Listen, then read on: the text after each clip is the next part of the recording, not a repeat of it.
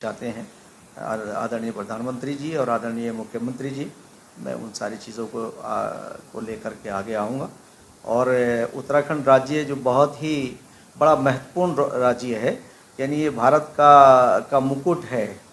ये भारत उनकी देख रेख जो सरकार की मंशा है कि मदरसों में आधुनिक एजुकेशन हो और मदरसों के बच्चे भी आगे आएँ। इस माननीय प्रधानमंत्री श्री नरेंद्र मोदी जी का ये कहना है कि एक हाथ में कुरान और एक हाथ में कंप्यूटर, और सबका साथ, सबका विकास, सबका विश्वास और सबका प्रयास।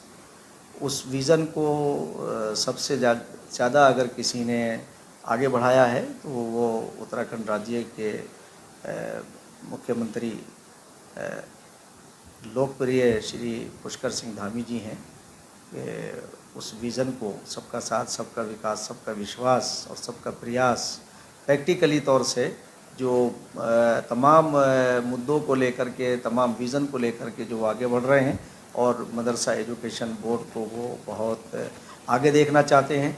तो मैं इसका प्रयास करूँगा कि जैसा हमारे दोनों नेता हमारे चाहते हैं, आदरणीय प्रधानमंत्री जी और आदरणीय मुख्यमंत्री जी, मैं उन सारी चीज़ों को लेकर के आगे आऊँगा। और उत्तराखंड राज्य जो बहुत ही बड़ा महत्वपूर्ण राज्य है, यानी ये भारत का मुकुट है, ये भारत का सरताज है। तो इसी तरह से ये एक आइडियल राज्य हो।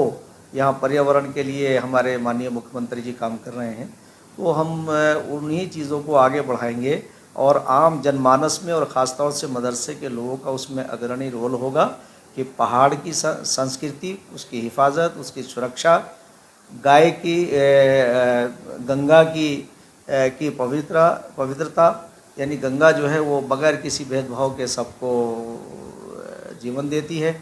इसी तरह से गाय हिंदू और मुसलमानों की नहीं बल्कि हमारे देश की बहुत बड़ी धरोहर है। जिन बच्चों को दूध नहीं उतरता, जिन माँओं को, तो हमारे बच्चे कुपोषित होने से बचाने वाला पशु जो है वो गाय है। उसकी हिफाजत और ख़ास तौर से मुसलमानों में उसके प्रति अवेयरनेस लाने का काम भी हम मदरसों के ज़रिए से करेंगे। तो इंशाअल्लाह मुझे उम्मीद है कि उत्तराखंड राज्य एक का मदरसा एजुकेशन बोर्ड एक आइडियल बोर्ड बनेगा और यहाँ हर तरह की जो है एजुकेशन बहुत यानी आधुनिकता के साथ साथ उसमें गुणवत्ता भी बहुत अच्छी आपको देखने को मिलेगी। इसका हम प्रयास करेंगे। पहले आपने दिल्ली में काम किया, इससे पहले आपने, और अब आप उत्तराखंड में आपको नियुक्त किया गया है।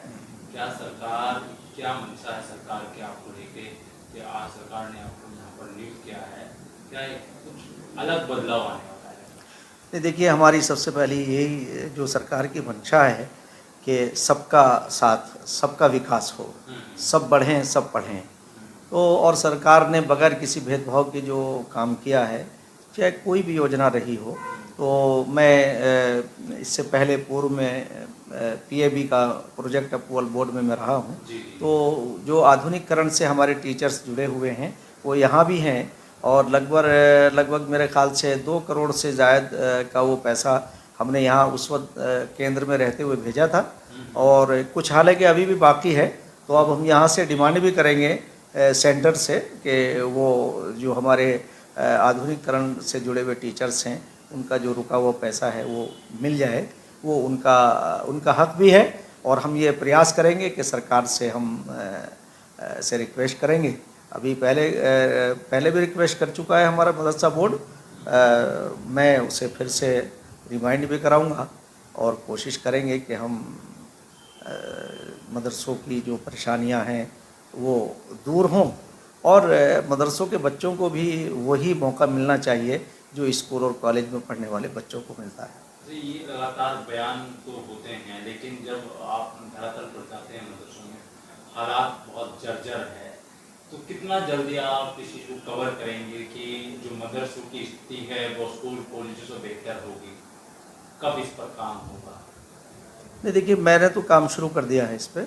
मैं बराबर राब्ता कर रहा हूँ मदरसों के लोगों से भी, उनके भी मेरे पास में की फीडबैक भी आ रही है और हमारे यहाँ जो स्टाफ है वो भी बहुत काम में लग गया है। और जो पिछली रुकी हुई सारी चीज़ें हैं उसका हम अवलोकन कर रहे हैं और बिल्कुल यानी सरकार की मंशा के अनुरूप हम उस काम को आगे बढ़ाएंगे। और हमारी सबसे बड़ी कोशिश ये होगी कि मदरसों में पढ़ने वाले बच्चों को राष्ट्रवाद से हम जोड़ें और राष्ट्र ही हमारे लिए सर्वोपरि है। राष्ट्र अगर कमज़ोर होगा तो हम राष्ट्रवादी विचारधारा को मजबूत करेंगे, क्योंकि राष्ट्र हम सबका है। ये इसे हमने जो अपने राष्ट्र के लिए हमारे पूर्वजों ने जो कुर्बानियाँ दी हैं तो हम उसकी रक्षा कर सकें। और आज के प्रधानमंत्री श्री नरेंद्र मोदी और आज के हमारे यशस्वी मुख्यमंत्री श्री धामी जी वो चाहते हैं कि बगैर किसी भेदभाव के ये सारे विकास कार्य सब तक पहुँचें। और ऐसा मैं देख भी रहा हूँ कि बगैर किसी भेदभाव की सरकार काम कर रही है। तो मैं ये चाहूँगा कि जो माइनॉरिटी में ख़ास तौर से मुसलमानों को कि वो आएँ और सरकार से फ़ायदा उठाएं। और जिस तरह की जो स्कीमें हैं, बहुत सारी स्कीमें जो है सरकार ने चलाई हैं, उस पर भी हम कोशिश करेंगे कि मदरसों के ज़रिए से उसमें हम अवेयरनेस पैदा कर सकें।